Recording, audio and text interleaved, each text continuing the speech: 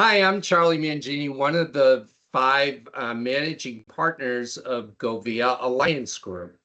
Between the five of us, we were just talking about this, we have over 130 years of experience in supply chain, whether it's distribution, project management, but building budgets, whatever the case may be. So what we're starting today is a question of the week. We're going to take a real life question, something that may be going on, you're experiencing on the floor today. What are you dealing with? We're going to try to anticipate those questions that are coming up. No slides, no jargon, just straight answers of from what we've experienced, what we've seen, and what we're doing. So with us today, we have Fran Worth and Byron Howard. We'll start with Fran. With 4 months from peak, what's the inventory problem you always wanted to fix first, Fran? Well, thanks, Charlie. It's an important question, and I'd like to approach it from a 3PL perspective. So as an operator for a client, one of the most important pieces is to get alignment with what is coming in, where we have our outages, where we're short stocked.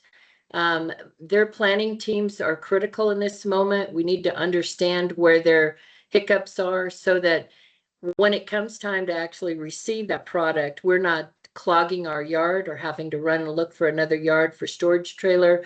We're not having to fight through trailers to get hot loads in because there was product that didn't make it on time. So in my opinion, the 3PLs need to be positioned for success by collaborating with their clients and understanding their planning initiatives and their planning barriers.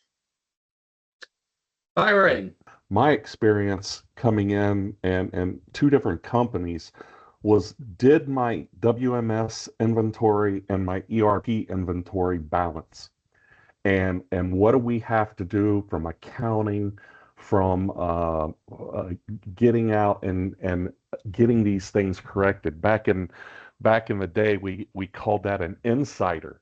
You know, these folks, that's all they would do is they would sit back and look for variances between what the ERP said we had on the books and what the WMS. And once that's balanced out, then the inventory planning team really has a much cleaner line of sight, and operations knows that that product's going to be there for them to use. So that's what I would definitely be focusing on 4 months out as well.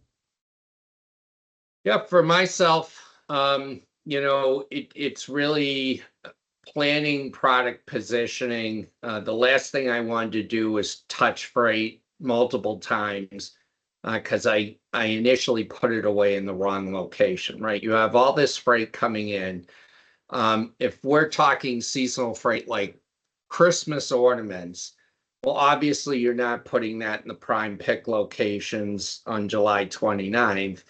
But you need to have it positioned in your bulk racks ready to go so that when the timing is right, you have clean access to it and are able to get that product positioned appropriately, especially if it's going to be a high volume SKU that's going to have tremendous demand on it. You want to make sure you've got that all planned out, A, so you can get to it quickly, B, you can get it positioned in a prime pick location that it's easily accessible, and C, from a replenishment standpoint, you're set up for success. So, well, that's our take for this questions of the week. We hope you come back next week where we'll continue to explore questions revolving around peak.